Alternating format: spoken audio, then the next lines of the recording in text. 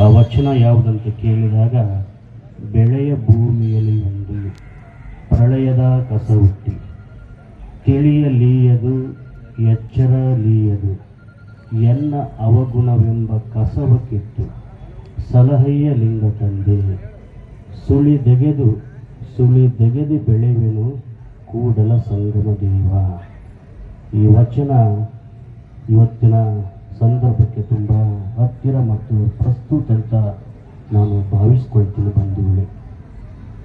ಸಾವಿರಾರು ವರ್ಷಗಳಿಂದಲೂ ಸಹಿತ ಇವತ್ತು ಈ ಸಮಾಜವನ್ನು, ದೇಶವನ್ನು ಆಳ್ತಾ ಇರ್ತಕ್ಕಂಥದ್ದು ಎರಡು ವರ್ಗಗಳು, ಎರಡು ವ್ಯವಸ್ಥೆಗಳು. ಆ ಎರಡು ವ್ಯವಸ್ಥೆಗಳು ಯಾವುವು ಅಂತ ಕೇಳಿದಾಗ,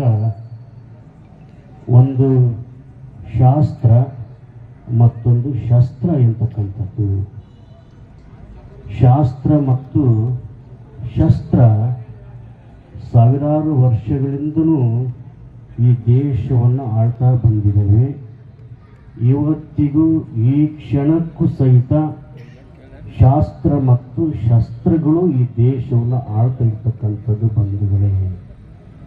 ಆದರೆ ಬುದ್ಧ ಬಯಸಿದ್ದು, ಬಸವಣ್ಣನವರು ಬಯಸಿದ್ದು, ಡಾಕ್ಟರ್ BR ಅಂಬೇಡ್ಕರ್ ಅವರು ಬಯಸಿದ್ದು ಶಾಸ್ತ್ರ ಮತ್ತು ಶಸ್ತ್ರದ ಆಳ್ವಿಕೆ ಅಲ್ಲ, ಪ್ರಜಾಪ್ರಭುತ್ವದ ಆಳ್ವಿಕೆಯನ್ನು ಅಂಬೇಡ್ಕರ್ ಅವರು, ಬಸವಣ್ಣನವರು, ದಾರ್ಶನಿಕರು ಬಯಸಿದ್ದಾರೆ ಬಂಧುಗಳೇ.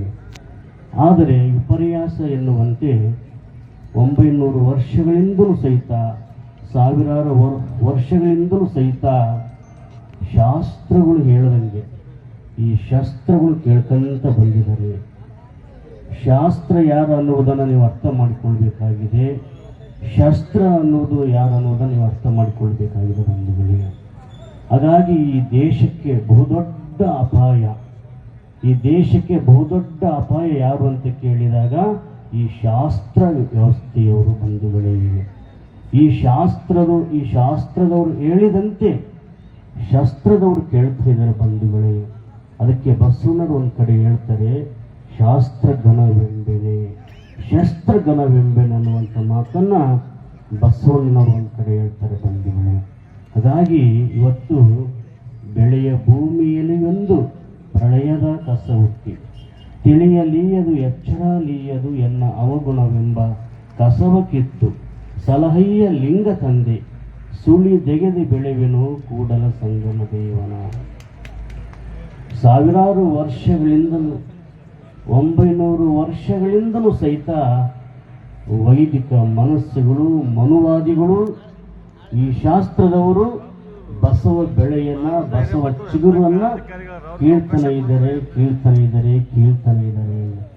ಅದಕ್ಕೆ ನಮ್ಮಪ್ಪ ಬಸವಣ್ಣನವರು ಹೇಳ್ತಾರೆ, ಬೆಳೆಯ ಭೂಮಿಯಲ್ಲಿ ಒಂದು ಪ್ರಳಯದ ಕಸ ಹುಟ್ಟಿ.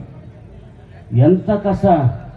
ಈ ಹೊರಗಿನ ಕಸವನ್ನು ಕೀಳಬಹುದು, ಆದರೆ ಬಸವಣ್ಣನವರು ಹೇಳ್ತಾರೆ ಪ್ರಳಯದ ಕಸ, ಮನುವಾದದ ಕಸ, ಶಾಸ್ತ್ರದ ಕಸ. ಈ ಕಸವನ್ನು ನಾವೆಲ್ಲರೂ ಬಸವಾದಿ ಶರಣರ ಜಾಗೃತಿಯ ಸಮಾವೇಶದ ಮೂಲಕವಾಗಿ ಬೇರು ಸಮೇತ ಕಿತ್ತು ಹಾಕಬೇಕಾಗಿದೆ ಬಂಧುಗಳೇ, ಬೇರು ಸಮೇತ ಕಿತ್ತು ಹಾಕಬೇಕಾಗಿದೆ. ಅದಕ್ಕೆ ಬಸವಣ್ಣನವರು ಹೇಳ್ತಾರೆ, ನೀವು 18ನೇ ತಾರೀಕು ಬಂದು ಬಸವಾದಿ ಶರಣರ ಹಿಂದೂ ಸಮಾವೇಶವನ್ನು ಮಾಡುವುದರ ಮೂಲಕವಾಗಿ ಬಸವ ಬೆಳೆಯನ್ನು ಏನು ಕೀಳಿಕ್ಕೆ ಬರ್ತಾ ಇದ್ದೀರಲ್ಲ, ಅದಕ್ಕೆ ನಮ್ಮಪ್ಪ ಬಸವಣ್ಣನವರು ಅವತ್ತು ಹೇಳಿದರೆ, ಚಿಗುರು ಒಡೆದು ಬೆಳೆಯುವೆನು ಅಂತ ಮಾತನ್ನು ಹೇಳ್ತಾ ಇದ್ದಾರೆ. ಇಂತಹ ಬಸವಾದಿ ಶರಣರ